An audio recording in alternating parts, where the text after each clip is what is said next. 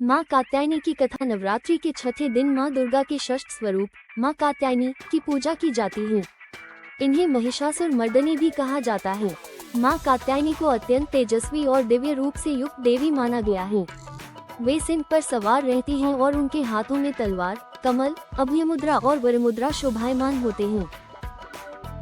जन्म कथा। महिषासुर नामक असुर ने अपनी कठिन तपस्या से ब्रह्मा जी को प्रसन्न कर लिया और अमरता का वरदान मांगा। ब्रह्मा जी ने कहा कि जन्म लेने वाले को मृत्यु निश्चित है, इसलिए महिषासुर ने यह वरदान मांगा कि उसकी मृत्यु केवल स्त्री के हाथों से हो। वह ये सोचकर निश्चिंत था कि कोई स्त्री उसे नहीं मार सकती। वरदान मिलने के बाद उसने तीनों लोकों में अत्याचार मचाना शुरू कर दिया।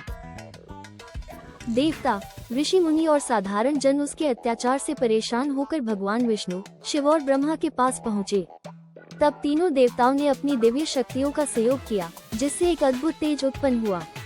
ये तेज रूप लेकर ऋषि कात्यायन के आश्रम में प्रकट हुआ। ऋषि कात्यायन ने तपस्या द्वारा उस तेज को अपनी पुत्री के रूप में प्राप्त किया। यही दिव्य स्वरूप कात्यायनी के नाम से प्रसिद्ध हुआ।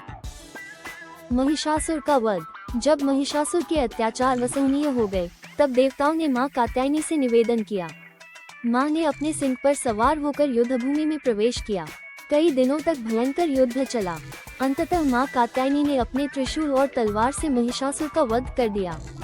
इस प्रकार देवताओं और मानवों को उसके आतंक से मुक्ति मिली।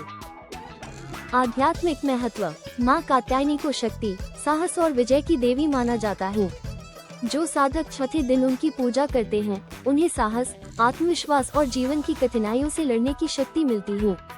भागवत पुराण में भी उल्लेख है कि ब्रज की गोपियां माँ कात्यायनी की पूजा करती थी ताकि उन्हें भगवान श्री कृष्ण पति के रूप में प्राप्त हों। इससे ये स्पष्ट होता है कि माँ की कृपा से धर्म, प्रेम और न्याय की स्थापना होती है। षष्ठी के दिन माँ कात्यायनी की पूजा पीले या सुनहरे वस्त्र पहनकर की जाती है। पीले फूल, धूप, दीप और लाल चंदन से उनकी आराधना की जाती है।